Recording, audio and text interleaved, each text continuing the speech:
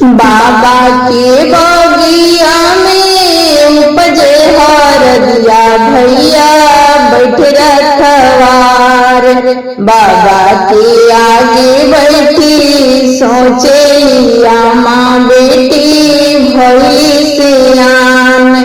बाबा के बगिया में उपजे हरदिया भैया बैठ रखवार।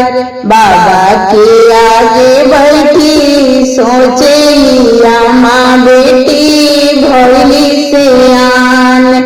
बाबा के आगे बैठी सोचे माँ बेटी भैली सियान।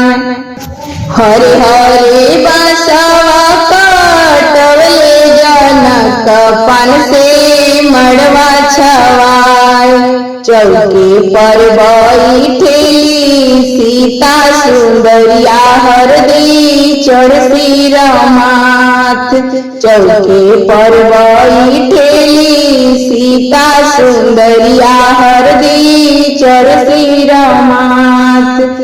हरे हरे बांसवा कटवले जनक फूल से मड़वा छवाए। चौके पर बैठेली सीता सुंदरिया हरदी चढ़ सिर माथ। चौके पर बैठेली सीता सुंदरिया हरदी चढ़ सिर माथ।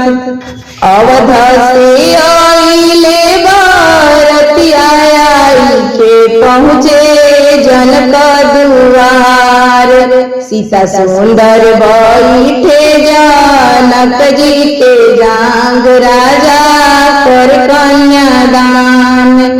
अवध से आइले बरतिया के पहुँचे जनक दुआर।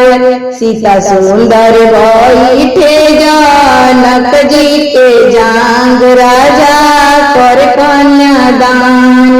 सीता सुंदर बैठे जनक जी के जांग राजा कर कन्यादान। आमा के रोले हो भींगिया चरवा बाबा सिरवा के पाग। भई पराई आज मोरी दुलारी सिया सहलो ना जाए। भई पराई आज मोरी दुलारी सिया सहलो ना जाए। आमा के रोले हो भींगे चरवा बाबा सिरवा के पाग। भई पराई आज मोरी दुलारी सिया सहलो ना जाए। भई पराई आज मोरी दुलारी सिया सहलो ना जाए।